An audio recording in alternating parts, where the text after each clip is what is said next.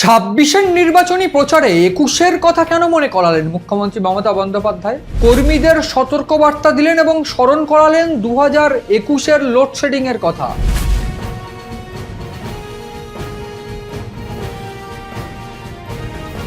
ইতিমধ্যে শুভেন্দু অধিকারী মমতা বন্দ্যোপাধ্যায়কে চ্যালেঞ্জ দিয়েছেন এবং বলেছেন তাকে হারিয়ে দেবেন। সেই জন্য নন্দীগ্রাম এবং ভবানীপুরে প্রার্থী হয়েছেন নিজে। কোনো চ্যালেঞ্জ নেই, মিনিমাম ২৫,০০০ ভোটে আমি জিতবো।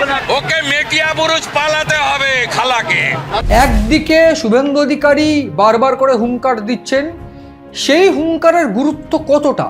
অন্যদিকে লোডশেডিং আতঙ্ক, সব মিলিয়ে মমতা বন্দ্যোপাধ্যায়ের রাজনৈতিক যে চাল সেটা কতটা শক্ত হতে চলেছে। অন্যদিকে অভিষেক বন্দ্যোপাধ্যায় কলকাতায় সব থেকে বেশি মার্জিনে যেন ভোটে জেতা যায় ভবানীপুরে তার ছক বেঁধে দিলেন। কিন্তু কাটা সেই লোডশেডিং, তাহলে কি ভয় পাচ্ছে মমতা বন্দ্যোপাধ্যায় বা তৃণমূল সরকার, নাকি সম্পূর্ণটাই রাজনৈতিক চাল? সিএন ডিজিটালে আপনাদের স্বাগত। আপনারা দেখছেন বাংলার ব্যালট যুদ্ধ, আর আমি আপনাদের সঙ্গে রয়েছি মণি ভট্টাচার্য। সব থেকে গুরুত্বপূর্ণ বিষয় এই মুহূর্তে মমতা বন্দ্যোপাধ্যায় বনাম শুভেন্দু অধিকারী। এই মমতা বন্দ্যোপাধ্যায় বনাম শুভেন্দু অধিকারী আমরা ২০২১-এও দেখেছিলাম, এবং ২০২১-এর যে চিত্রটা সব থেকে গুরুত্বপূর্ণ আকারে ফুটে উঠেছিল সেইটা হলো লোডশেডিং। এবং ইতিমধ্যে ২০২৬-এর বিধানসভার প্রচারে মমতা বন্দ্যোপাধ্যায় ইতিমধ্যে লোডশেডিং আতঙ্কের কথা তুলে ধরেছেন এবং পরিষ্কার করে কর্মীদের সতর্কবার্তা দিয়েছেন যে কেউ ভোট শেষ হলেই বাড়ি চলে যাবেন না, বরং স্ট্রং রুম পাহারা দিন, কাউন্টিংয়ের সময় সতর্ক থাকুন যাতে লোডশেডিং না হয়ে যায়। এই লোডশেডিংয়ের কথা কেন মনে করালেন মুখ্যমন্ত্রী মমতা বন্দ্যোপাধ্যায়? তাহলে কি এই যে ভোট যুদ্ধে যে ভবানীপুরের ভরকেন্দ্র বা ক্ষমতার ভরকেন্দ্র ভবানীপুরে, তাহলে কি ভবানীপুরের মতন যে ভরকেন্দ্র, ক্ষমতার ভরকেন্দ্রে মমতা বন্দ্যোপাধ্যায় বনাম শুভেন্দুর লড়াই কি অত্যন্ত গুরুত্বপূর্ণ হয়ে চলেছে? এবং তারই মধ্যে কি ভয় পাচ্ছেন মমতা বন্দ্যোপাধ্যায়, নাকি সবটাই কর্মীদের সজাগ করতে, কর্মীদের সতর্ক করতে একটা রাজনৈতিক চাল মাত্র? এক্স্যাক্টলি ইতিমধ্যে আমরা যদি ২০২১-এর বিধানসভা নির্বাচনের কথা বলি, তাহলে বলতেই হবে যে আমরা দেখেছি ১৯০০ সামথিং বা ২০০০, প্রায় ২০০০ ভোটে মুখ্যমন্ত্রী মমতা বন্দ্যোপাধ্যায় নন্দীগ্রাম বিধানসভা থেকে হেরেছিলেন। পরে তিনি ভবানীপুর বিধানসভায় এসে ৫৮,০০০ সামথিং বা প্রায় ৫৯,০০০ ভোটে জিতেছিলেন এবং তারপর তিনি মুখ্যমন্ত্রী শপথ গ্রহণ করেছিলেন।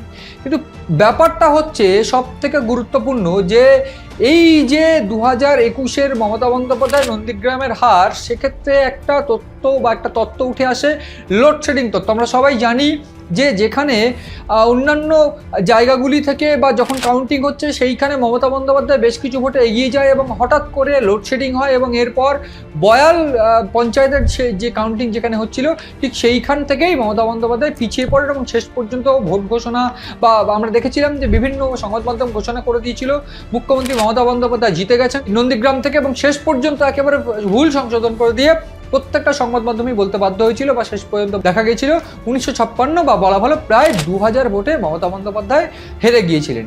এবং এই যে লোডশেডিং আতঙ্ক, সেই লোডশেডিং আতঙ্ক হুঁশিয়ার করে বা লোডশেডিং আতঙ্ক নিয়ে মুখ্যমন্ত্রী মমতা বন্দ্যোপাধ্যায় গতকাল প্রচারে তিনি পরিষ্কার করে বলেছেন যে স্ট্রং রুমে কিন্তু খেলা হয়, কোনোভাবেই ভোট শেষ হয়ে যাওয়া মানে বাড়ি চলে যাবেন না, লোডশেডিংও হয়ে যেতে পারে।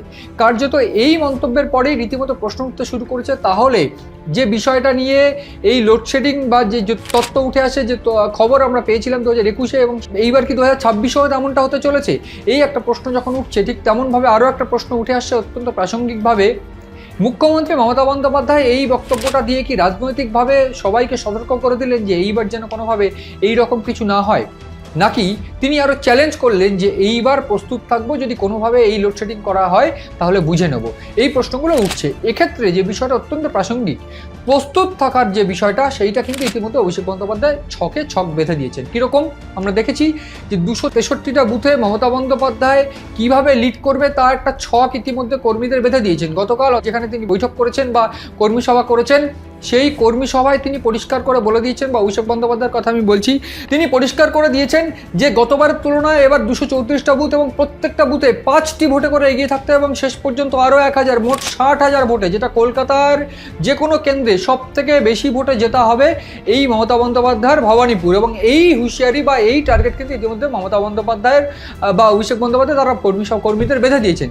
এক্ষেত্রে এই ভবানীপুরের যে ৮টি কেন্দ্র বা ৭১ থেকে ৭১, ৭২, ৭৩ বা 76, 77, 78 এই যে ওয়ার্ডগুলো রয়েছে সেই ওয়ার্ডে প্রত্যেকটি জায়গায় ওয়ার রুম করছে বিজেপি। কার্যত এই যে দুটো সব থেকে হেভিওয়েট নেতা নেত্রীর লড়াই, সেইটা যে ইতিমধ্যে জমে উঠেছে সেটা কার্যত স্পষ্ট গতকালের কর্মী সভার পর। আমরা দেখেছিলাম এর আগে ভবানীপুরের ওসিকে গিয়ে পরিষ্কার করে বলে এসেছিলেন যে যদি কোনো জায়গায় বাধা পায় এবং সেক্ষেত্রে তাকে গো ব্যাক স্লোগান দেওয়া হয়েছিল। শুভেন্দু অধিকারী একেবারে সরাসরি ভবানীপুর থানায় গাড়ি ঘুরিয়ে গিয়ে ওসিকে বলে এসেছিলেন যদি কোথাও বাধা পাই সরাসরি একেবারে আপনার কাছে এসে অভিযোগ করব, আপনাকে ব্যবস্থা নিতে হবে। তো এই রকমভাবে তিনি ইতিমধ্যে আমরা দেখেছি প্রচারে বেরিয়ে কার্যত হুমকি দিয়েছিলেন শুভেন্দু অধিকারী যে এইবার তাকে পালাতে হবে, আগেরবার নন্দীগ্রামে হারিয়েছে, এইবার ভবানীপুরে হারাবো এবং শেষ পর্যন্ত তাকে মেটিয়াবুরুজ পালাতে হবে। এই রকম হুঁশিয়ারি আমরা দেখেছি মমতা বন্দ্যোপাধ্যায়কে দিতে এবং শেষ পর্যন্ত মমতা বন্দ্যোপাধ্যায় এবং অভিষেক বন্দ্যোপাধ্যায় কালকে যে রাজনৈতিক কর্মী সভা করেছেন সেইখানে বেশ কয়েকটি বিষয় যেমন তুলে ধরেছেন, একদিক থেকে টার্গেট, অন্যদিক থেকে এই লোডশেডিং। কার্যত এই লোডশেডিংয়ের বিষয়টায় দুটো প্রশ্ন উঠছে। এই লোডশেডিং হবে যাতে না হয় সেই জন্য কর্মীদের সতর্ক থাকতে বলা হয়েছে, চুরি যাতে না হয় সেখানে সেটা নিয়ে সতর্ক থাকতে যেমন বলা হয়েছে, তার পাশাপাশি এইবারটাও কিন্তু তৃণমূল দিতে চাইছে যে এইবার লোডশেডিং হলে চ্যালেঞ্জকে মোকাবিলা করতে প্রস্তুত তৃণমূল। এবং অভিষেক বন্দ্যোপাধ্যায় ইতিমধ্যে যেটা বলে দিয়েছেন প্রত্যেকটি বুথে 5টি ভোট এবং 5টি ভোটে এগিয়ে থাকলে সেক্ষেত্রে একেবারে ফাইনালে 60,000 ভোটে জেতা যাবে এবং সেটাই কলকাতা সব থেকে বেশি ভোটে যেটা হবে এবং সেটাই ইতিমধ্যে তিনি টার্গেট করে দিয়েছেন। এবং কলকাতার এই যে 60,000 ভোটে যদি জয়লাভ করে মমতা বন্দ্যোপাধ্যায়, সেটা যে কার্যত কলকাতা জেলার মধ্যে সব থেকে বেশি ভোটে জয়লাভ হবে তাতে কোনো দ্বিমত নেই। কিন্তু এইখানে প্রশ্ন উঠছে যে এই সব কিছুর মধ্যে যখন কর্মীদের টার্গেট বেঁধে দিচ্ছেন মমতা বন্দ্যোপাধ্যায়, অভিষেক বন্দ্যোপাধ্যায় কর্মীদের সতর্ক করছেন, কিন্তু এই সবের মধ্যে লোডশেডিং বিষয়টা সব থেকে গুরুত্বপূর্ণ। তার কারণ লোডশেডিং বিষয়টাই একটা আতঙ্কের বিষয়। কারণ আমরা দেখেছি যে লোডশেডিং তিনি এগিয়েছিলেন, তিনি জিতে গিয়েছিলেন, ঘোষণা হয়ে গিয়েছিল, শেষ পর্যন্ত লোডশেডিং হওয়ার পর তিনি হেরে যান। কার্যত এই লোডশেডিংকে কি কোনো কারণে আতঙ্ক হয়ে উঠছে, লোডশেডিং আতঙ্ক হয়ে উঠছে, সেইটাই কিন্তু এই মুহূর্তে সব থেকে গুরুত্বপূর্ণ প্রশ্ন। কারণ শুভেন্দু অধিকারী তৃণমূলের প্রাক্তন নেতা এবং শুভেন্দু অধিকারী 2019 সালে একেবারে সমস্ত ক্ষমতা ছেড়ে দিয়ে সমস্ত পদ তৃণমূলে ছেড়ে দিয়ে বিজেপিতে আসেন এবং তারপর থেকে তিনি বদ্ধপরিকর হন যে তৃণমূলকে হারাবেন।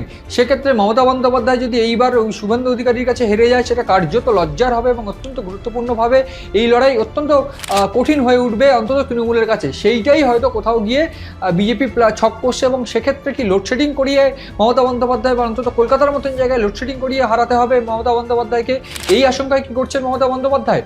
কার্যত সেইটা তাহলে কিন্তু একটা ভয় হিসাবে দেখা যাচ্ছে। ফলে সব মিলিয়ে দুটো বিষয় অত্যন্ত গুরুত্বপূর্ণভাবে উঠছে, লোডশেডিং আতঙ্ক ভবানীপুরে এবং অন্য দিক থেকে এই লোডশেডিং আতঙ্ক নাকি রাজনৈতিক চাল যেখানে সাধারণ মানুষ এবং অ্যাক্টিভ, এবং একদিক থেকে সাধারণ মানুষকে অ্যাক্টিভ করা বা বলা ভালো তৃণমূলের কর্মীদের সুপার অ্যাক্টিভ করা, অন্যদিক থেকে কর্মীদের মাধ্যম দিয়ে শক্তি নিয়ে একেবারে বিজেপি বা শুভেন্দু অধিকারীকে চ্যালেঞ্জ করা। এইবার কোনোভাবে লোডশেডিং হতে দেবো না, রুখে দেবো এবং যে কোনো রকমভাবে কোনো কারসাজি বা যে কোনো রকমভাবে 2 নম্বরই বা কোনো রকম কোনো অসৎ উপায়কে অবলম্বন করলে সেটা চ্যালেঞ্জ হবে, এইটাই কিন্তু কার্যত ফুটে উঠছে।